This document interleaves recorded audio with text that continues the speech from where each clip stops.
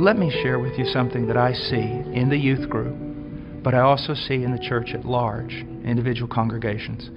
Because we have dumbed down the gospel, because we're not preaching the true gospel, and we are using carnal means to attract people. If you use carnal means to attract men, you're going to attract carnal men. And you're going to have to keep using greater carnal means to keep them in the church. So what has happened is this. We have these large churches filled with many unconverted carnal people. But in those churches, we also have this small group of people that honestly want Christ. And they honestly want His Word, and they honestly want to be transformed. They don't need anything else. All they need is true worship of the true God and Scripture being preached to them and lived out before them. That's what they want. Now, I want to tell you the great sin of the American pastor. And this has got me in a lot of trouble, but it's true. This small group of converted people in that local church, all they want is Jesus. And all they want to do is the right thing. They want purity, they want truth, they want Christ.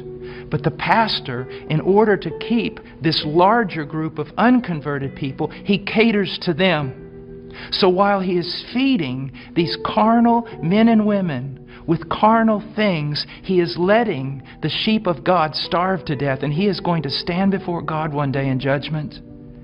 Listen, brother, if my wife was going grocery shopping, and when she was going out to her car, some men assailed her, attacked her brutally, and you walked by, and you did not want to get involved because you didn't want to cause trouble, you didn't want to put yourself in harm's way, you just wanted everything to go smooth.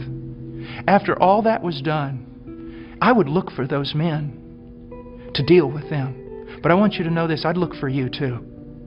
Because you had a chance to stand for my wife, my bride. And out of self-preservation or wrong ideas, you did not do it. You're just as much responsible as those men who attacked her. And that's what's happening all throughout America with pastors.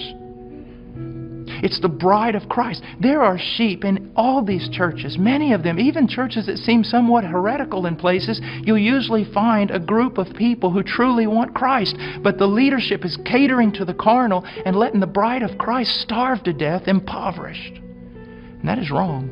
And there's going to be judgment for it. And the same thing is happening to the youth. I know young people that say, you know, Brother Paul, I listen to you all the time. And I said, well, what about your church? He goes, well, they don't preach this. It's not what the other young people want. And so they give them what they want. I'm starving to death. A little child of God, it would be better that a millstone be tied around your neck